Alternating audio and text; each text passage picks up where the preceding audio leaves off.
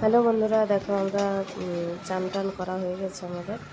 যাচ্ছি এরপরে আমরা নাগেশ্বর ঘাটের কাছে, যেখান থেকে আমরা গাড়িটা আমাদের যেখানে আছে ওইখানে গাড়িটা আমাদের দাঁড়িয়েছিল।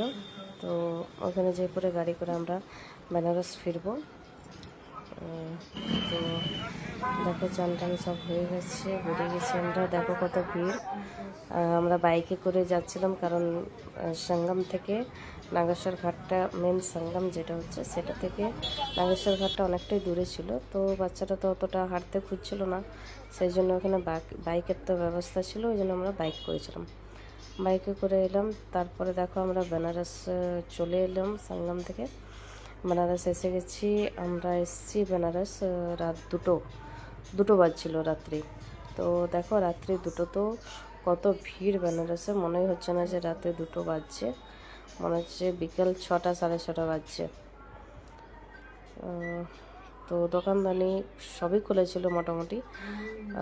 তারপরে ছোটোখাটো দোকানগুলো সব খোলা ছিল, বড় বড় দোকানগুলো তো খোলা ছিলই অনেকগুলো দেখলাম। তো কাশির চাটটা খাবার খুব ইচ্ছে ছিল, বাট ওইটা তো খোলা ছিল না। আমরা বেনারস পানটা খেয়েছি, পানটা খেতে খুব ভালো লাগলো। তো ওইটার তো ভিডিও করা হয়নি, কারণ এতটাই থকে গেছিলাম যে ওইটা ভিডিও করার মতন আর কনফিডেন্স ছিল না। দেখা মানে চাট চটপটি সব বিক্রি করছে রাত 2টোর সময়তে, আর গুপচুপও বিক্রি করছে। দেখো রাত 2টো বাজছে, কে বলবে যে রাত 2টো বাজছে। এত ভিড়, প্রচুর ভিড়, প্রচুর লোকজন। সত্যি জায়গাটা একটা মন ভরে গেল জায়গাটায় এসে।